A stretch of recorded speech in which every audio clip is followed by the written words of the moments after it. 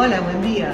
¿Cómo están? Estamos en la Facultad de Ingeniería de Avenida Las Heras y Pueyrredón, en el Museo de Ciencia y Técnica. Bueno, en breve vamos a hacerle una entrevista al director del museo, Ian Cristal. Así que no se vayan, porque en un momento, cositas que nadie sabe.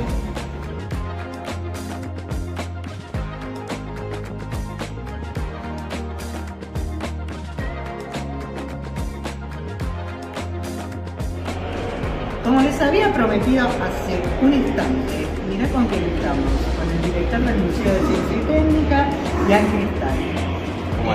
Y con mi compañera Karina vamos a ver qué nos puede contar de esas cositas que no todos sabemos, sí. Así que, ¿cómo llegaste al museo, Ian? Bueno, yo llegué, en realidad a la facultad llegué primero, en el 2020, fue el 150 aniversario de la graduación del primer ingeniero argentino, Luis Huergo. Y entonces ahí la facultad me convocó para hacer un trabajo de investigación histórica sobre la historia de la ingeniería. Tenía ganas de que se conociera más que habían hecho los ingenieros y los ingenieros en Argentina. Y bueno, de ahí fue que hicimos una investigación ese año, fue justo la pandemia, No, tuve un mes y medio de trabajo presencial, de febrero a marzo, que ahí por suerte pude ver varios archivos en la biblioteca de Paseo Colón. Y bueno, después laburando virtual hasta junio, que fue la fecha del 6 de junio que se dio. Bueno, a partir de ese trabajo que gustó, porque yo creo que no existía hasta ese momento un trabajo sistematizado sobre la historia de la ingeniería, entonces me propuso seguir con eso y al poco tiempo me propuso que hiciera cargo de la dirección del museo como para el trabajo. El museo estaría desde el 2021. ¿Qué nos podés contar de los orígenes del museo? Bueno, el museo se fundó, en realidad se inauguró en el año 1991, o sea, tiene más de 30 años de historia. En realidad hay una historia de bastante tiempo atrás de la universidad con la idea de hacer un museo de ciencia y técnica, eso nunca se llegó a concretar en las décadas previas, y en realidad hay una figura muy importante, es el ingeniero Salaver, Juan José Salaver, que es un ingeniero profesor de la facultad que bueno, tuvo la visión de que era importante hacer este museo y lo propuso, se aprobó y lo llevó adelante, ¿no? Finalmente, a finales de los 80 se aprobó la resolución de su creación y en el año 91 se inauguró. Así que esa es un poco la historia. Es uno de los museos más antiguos que tiene la UBA. La UBA tiene como 20 museos. Como tal, formó parte de la organización de la red de museos de la UBA que nuclea a todos esos museos que tienen la universidad.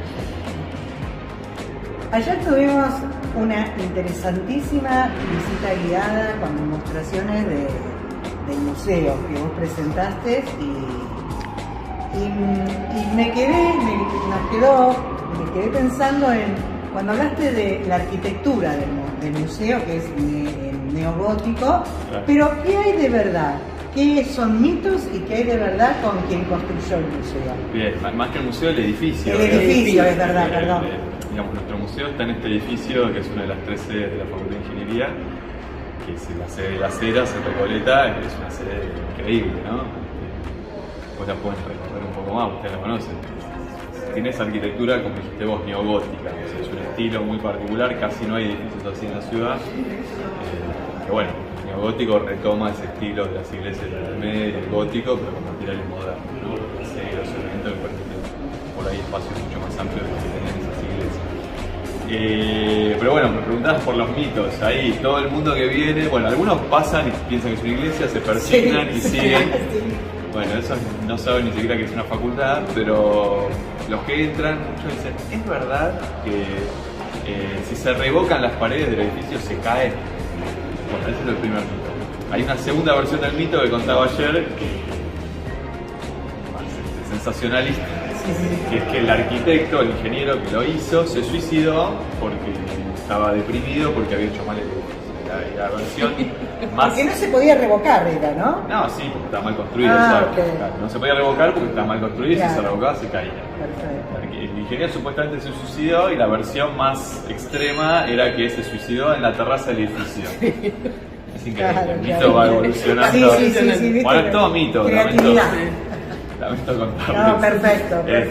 La historia es, bueno, este edificio fue proyectado para la Facultad de Derecho. En la década del 10 se empezó a construir, se tuvo que suspender por la Primera Guerra Mundial por el incremento de los costos de la construcción, el acero y otros materiales. Se retomó en los 20, se inauguró en el 25, una inauguración parcial, en ese momento se pensaba que iba a ser, que es el edificio como está ahora. Y bueno, después costó mucho seguirlo haciendo. De hecho, el proyecto original, me olvidé decir, era muchísimo más grande. Tenía una torre central de 120 metros y dos torres laterales de 50 metros, o sea, iba a ser un edificio comunal. Ya lo es, digamos, en menos de la mitad de lo que estaba pensado. Estaba pensado para la Facultad de Derecho, ¿no? Sí. Se ven los vitrales cuando entras. Exacto, los motivos del derecho, sí, la balanza, exacto.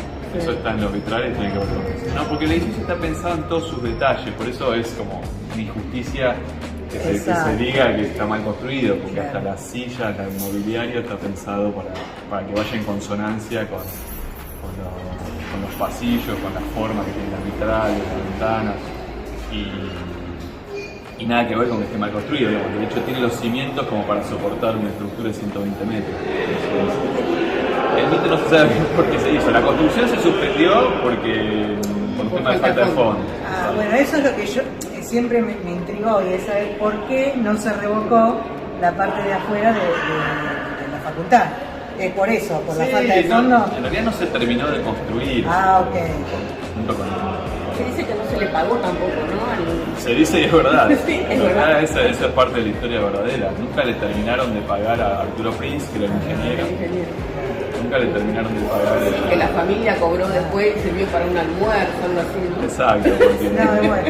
Sí, los argentina. hijos hicieron un juicio a la universidad, se lo ganaron, pero no existía en ese momento un mecanismo de indexación. Entonces lo que le pagaron, la anécdota era que se pagaron el almuerzo para festejar. Bueno, esa es la historia. ¡Ay, qué lindo! Real. ¿Cuál es la importancia de preservar el patrimonio histórico? Bueno, está muy buena la pregunta. Eso lleva un poco a cuál es la importancia de la historia, ¿no? Está en discusión en este momento, incluso pienso en el país, que creo que hay que conservar, si hay que invertir en ciencias sociales, humanísticas. A veces se piensa que no, lo único que importa son las ciencias exactas. Pero para mí ahí cuando la facultad pensó en rescatar la historia y la ingeniería, ahí ya tenemos una idea de por qué es importante para la historia, ¿no? Porque esa historia nos habla de grandes obras que hicieron ingenieros, pero también de visiones de país que ayudaron a que el país progresara en muchos momentos de la historia.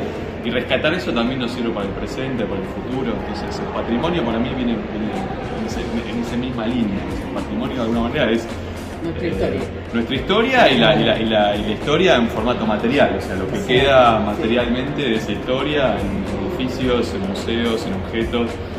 Entonces conservarlo es fundamental para el presente y para el futuro de un país, para mí, ¿no? Si uno lo ve de esa manera, no es una curiosidad de tener un barco o algo para que le interese, sino que es parte de rescatar esa historia y con eso pensar como si una sociedad. Sí. ¿Qué desafíos se enfrentan en términos de preservación y presentación de la colección? Bueno, la preservación es fundamental, porque digamos, por la simple acción natural de la humedad, del aire, del viento, del frío, del calor, los objetos se van deteriorando, se van oxidar. Hay mucho que hacer para conservarlos, que en realidad eso es lo primero, y llegado el caso, restaurarlos, ¿no? Sí, bueno, vemos acá, ¿no? Como están en vidrio. Sí, bueno, y también por supuesto el contacto con el público, que ahí hay que tener una... Estas vitrinas están muy buenas porque permiten que la gente las pueda ver muy bien en los objetos, pero a la vez que no los daña al tocarlos, son objetos muy delicados, tarjetas, también. Entonces, bueno, ahí hay un tema de concepto. Para la presentación que sea cuidada, y también por un tema de seguridad, ¿no? Hemos tenido que reparar mesas que estaban un poco endebles, y eso se llama llevar a alguien. Sí, es hermoso. Sí, tenemos la suerte de tener muchas estructuras de acrílico para presentar que están muy bien. Son muy costosos, el acrílico es un material muy caro, y eso es parte del patrimonio que tenemos. De acá en adelante lo difícil es incorporar por ahí materiales nuevos y restaurar cosas nuevas. Ahora estamos restaurando una maqueta del Puente de la Boca, que teníamos en la Boca hay dos puentes, uno es el transbordador y otro el que está en uso ahora, el puente vial. Teníamos una maqueta que nos habían donado de Vialidad Nacional, una ingeniera, y estaba un poco en malas condiciones, entonces, bueno, ahí tenemos también mucho trabajo. De restauración. Sí, no, y hay mucha gente que lo hace ad honor. Hay un restaurador Carlos Páez, que trabajó en varias cosas del museo, que está haciendo ad honorem la restauración y bueno, estamos viendo si conseguimos un acrílico o cosas, eso sí lo vamos a tener que comprar. Obviamente todo requiere presupuesto y hay poco, pero bueno, se trata de hacer con lo que se tiene lo más que se puede. Un presente difícil para el presupuesto. No, sí. Todo esto que lleva un tiempo. Sí. Tiempo y materiales. Sí. Bueno, tuvimos un tema de plagas también, en algunos objetos había algunos bichitos que estaban, los objetos de madera, entonces tuvimos que comprar un producto específico. Como termitas, ¿no? Sí, hacer una fumigación, exactamente. Bueno, se compró eso, se hizo una fumigación, había que hacerlo aislando para que no sea peligroso para el que circula. Eso es parte de lo que se hace permanentemente. Sí, bueno, y hay que meter presupuesto. Sí, bueno, están los compañeros que son trabajadores no docentes del museo que se encargan permanentemente de esas cuestiones. ¿Ya?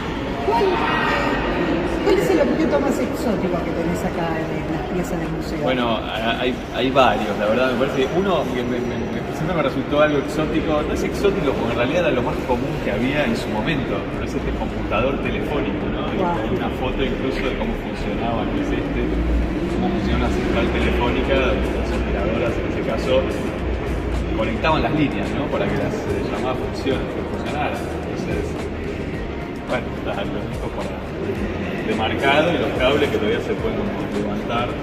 Y eso va, claro, conecta, no sé, el teléfono 204 con... Claro, tiene los momentos todavía. Exacto. Este es el computador de la facultad. Claro. No sé hasta acá ni se usó, pero bueno, bastante particular. Sí. Y este también me parece como interesante, es una cámara de fotos. O sea, hoy sacamos fotos con el celular, hasta hace unos años sacábamos con una pequeña cámara analógica, pero en ningún caso conocimos nosotros el tamaño que tenía esto, ¿no? Para mí este tipo de objetos ayuda a reponer cuáles eran las condiciones de generación de, por ejemplo, una fotografía hace 100 años, ¿no? No era que vos sacabas una foto con algo de este tamaño. Realmente sacar una foto implicaba movilizar un aparato como este, ¿no? Es impresionante. Y fíjense, en realidad tenemos una foto aérea del año 25 del edificio. Bueno, lo que nos contaba, tuvimos la oportunidad de hablar con el hijo del fotógrafo que sacó esa foto. Y claro, tenía que subir esto a un avión, a una avioneta o un aparato parecido y sacar, era una cosa de acrobacia, sacar una foto aérea. Entonces, bueno, tiene un montón de mecanismos para el ajuste del foco, de la altura. Y más que los aviones de esa época no eran los de ahora, ¿no? Claro, no sé si era exactamente esta, pero es este tipo de tecnología y de acrobacia, digamos. Exacto. Hermoso. Pensé que era una corrida. ¿Tu pieza favorita? Bueno, hay varias. Esta me gusta mucho y por lo que vemos en las visitas con los chicos de escuelas, a los chicos también les encanta. Porque es como un juego, ¿no? Pero son mecanismos, engranajes. Es una mesa de mecanismos, ¿no? Esto lo donó el Departamento de Ingeniería Mecánica en algún momento. Básicamente un engranaje o mecanismo lo que permite es transformar un tipo de movimiento en otro, ¿no? Y se usa mucho en industria, maquinaria. Y la verdad que hay de todos los estilos que quieran y las combinaciones a partir de un montón de piezas. ¿Qué significa esto? Bueno, uno de los más comunes que tenemos allá es el mecanismo de biela-manivela, que es con el que funcionan los ferrocarriles, que lo que permite es transformar un movimiento lineal en circular o al revés, ¿no? O sea, un movimiento que hace así, transformarlo en una inversa. Claro. Bueno, pero ¿cómo girar? Claro, es más mecánico. Sí, y aparte del cambio de vías, ¿no? También. Bueno, está también el cambio de vías, pero la verdad que estos son hermosos. Son hermosos. Y a veces encontramos chicos que están así un rato largo. Nosotros mismos venimos. Paren. ¿Para qué es? Ese es un contador de vueltas. La verdad que no estamos seguros, pero supuestamente esto sirve. Claro, esto puede ser que sea para un tema de hilado, entonces se iba hilando puede ser. cada vuelta. genera acá la cantidad que se cuenta, ¿no? Entonces, la verdad que tengo que investigar un poco más en específico. Y tiene como una pequeña campana, cuando da una cierta cantidad de vueltas suena. No, es cantidad de vueltas, porque es manual, entonces vos lo das vuelta, bueno, ahí pasa 20, 30, y no me acuerdo en qué nivel suena, entonces es como que me imagino que ahí desarmaban lo que estaban armando. Parece así, más claro. No, y tiene acá también un mecanismo de ajuste. Es una planchadora familiar. No, este es este de acá abajo. Perfecto. Ese también lo podemos ver, es también medio particular. Bien. Le decía que tiene también en el movimiento como una rueda ahí que va haciendo como que se mueva esto un poco. Yo creo que por eso era algo que juntaba vueltas de hilos de lana. Tengo que investigar mejor. Pero tiene algo por ese lado, por la forma que tiene, ¿no? Sí, es muy particular. Es muy particular. Que todo es como que te genera creatividad con cada elemento de eso. No, y además los profesores nos dicen a los chicos, los sacas del celular y de la pantalla, ¿viste? Como que te permite te lleva estar, el tiempo, estar en contacto. El tiempo. Sí, no solo, porque tampoco hoy es todo digital. Vos vas a una fábrica o en cualquier lado y la mecánica sigue funcionando un montón. Obviamente hay mucha más robótica, muchas más cuestiones en las últimas décadas, pero muchas de estas cosas siguen existiendo hoy en miles de cosas. Perfecto. ¿Anécdota interesante de alguna pieza del museo? Bueno, esta que tenemos acá, la locomotora La Emperatriz, es una maqueta de una de las locomotoras más potentes que tuvo el sistema ferroviario argentino en los 20, cuando todavía eran locomotoras a vapor. La historia de esta pieza es que esto estaba en la estación de Retiro y los chicos podían ir con una moneda y lo hacían andar, exactamente.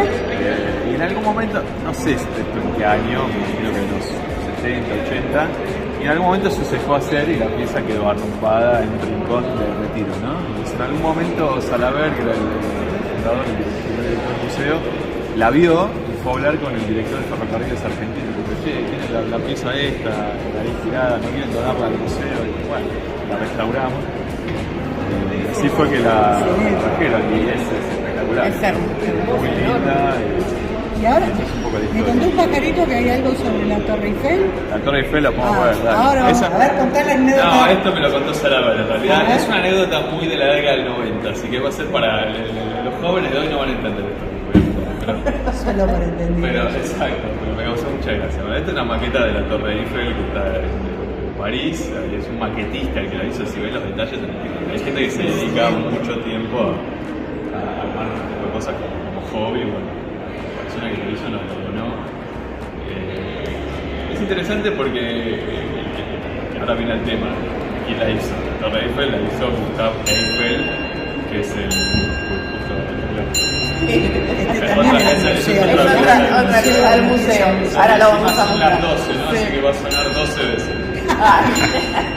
No salen los apóstoles, pero está. Exacto.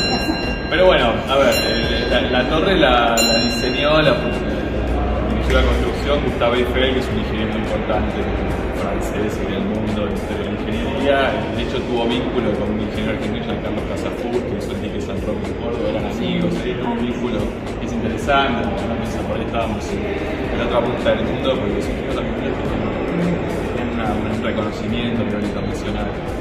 Bueno, pero la anécdota que les prometí es que vino un grupo de chicos de escuela en el año 99, esto es una pista, y entonces les mostraron la torre, les contaron esto que les estaba diciendo. ¿Saben cómo se llama esta torre? Sí, la Torre Eiffel. ¿Y quién la hizo? ¿No saben quién hizo la Torre Eiffel? ¿Quién la hizo? Un chico levanta la mano y dice, miren.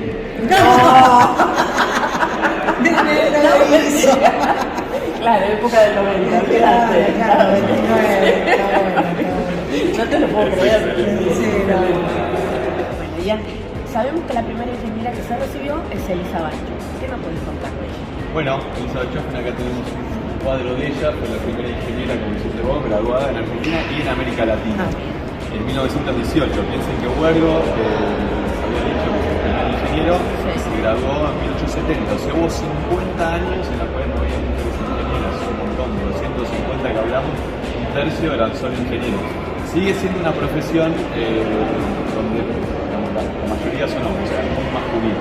De las 13 facultades de la UBA es la que menos mujeres tienen en la matrícula estudiantil. Entonces, bueno, todo un trabajo, ahí está también lo de la historia, de la historia, ¿no?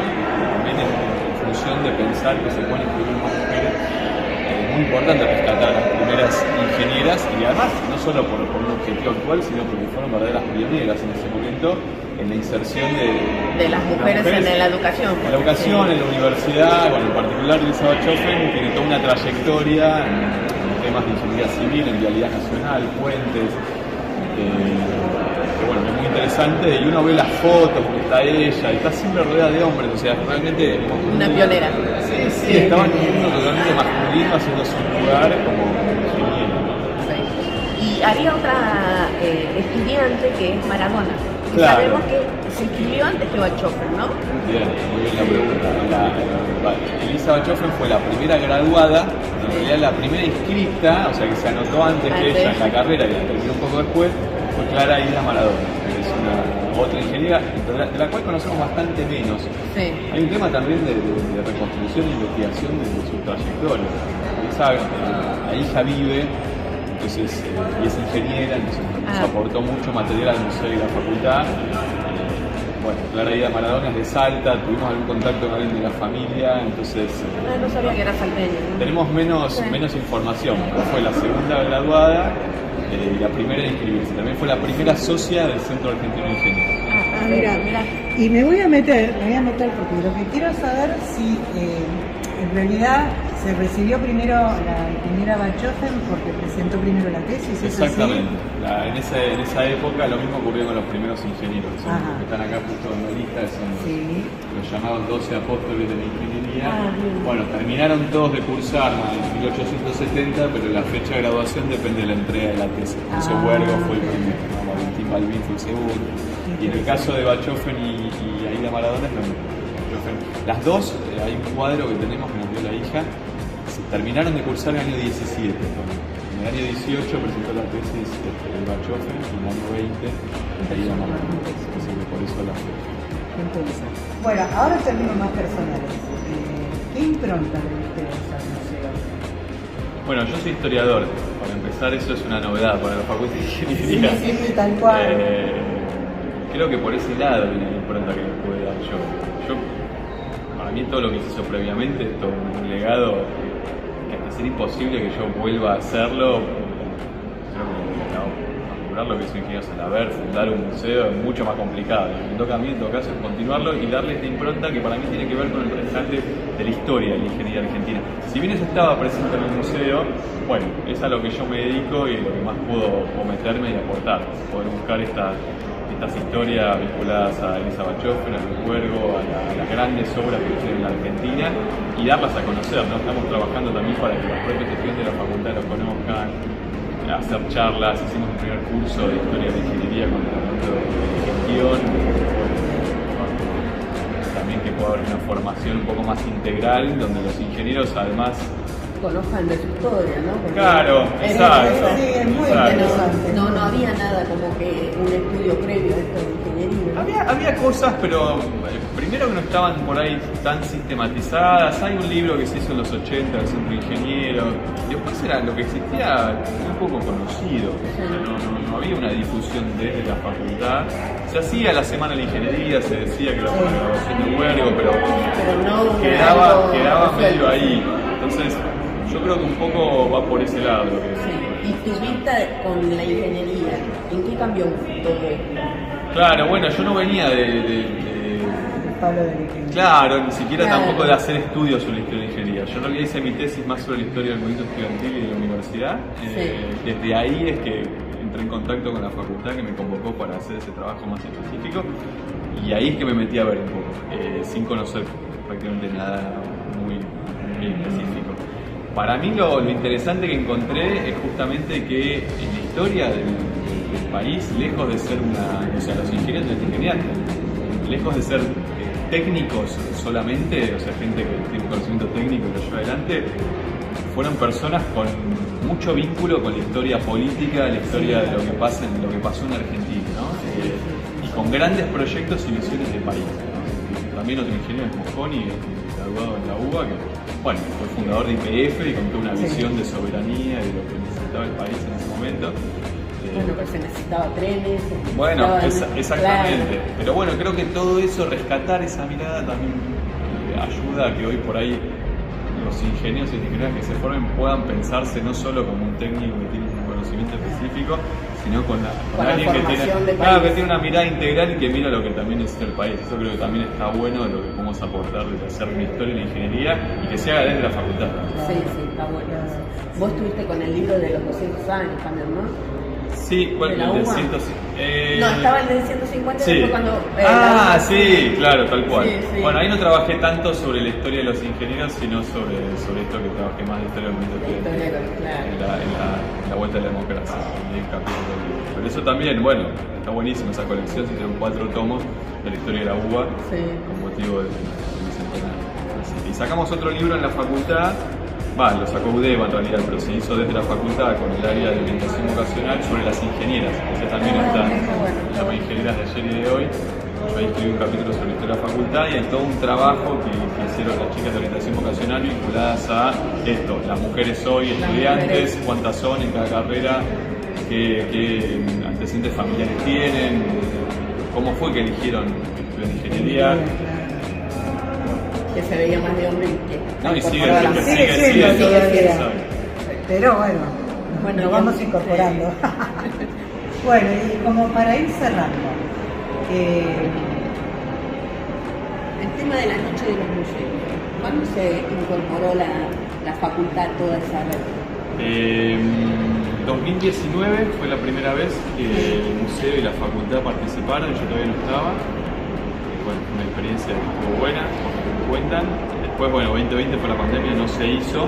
Y 2021, con todavía algunas restricciones, hicimos una nueva edición, que fue un éxito. Y bueno, ya los últimos 2 años, 22 y 23, muy bueno, porque ya podía entrar más libremente la gente. La última estuvo buenísima, vinieron 6.000 personas a la facultad. Encima, ver la facultad de noche es muy lindo. Muy bueno. Muy lindo. No, y la verdad que es mucha gente que puede venir y visitar la facultad, conocerla, el museo, así que es un evento que para nosotros es muy importante. Yo he venido y de noche como que las ventanas y todo eso, la verdad que se luce. Bien, te agradecemos profundamente esta entrevista. Sí, ¿no? Muchas gracias. Muchas gracias por conocer esto, que la verdad que esperemos que mucha gente venga y conozca el museo. Bueno, dale, los invito también, ojalá sirva también para que se conozca lo que hacemos acá. Exacto. La felicito por el trabajo y muchas gracias también por la inquietud. No, por favor, muchas gracias a vos. Gracias. Chao.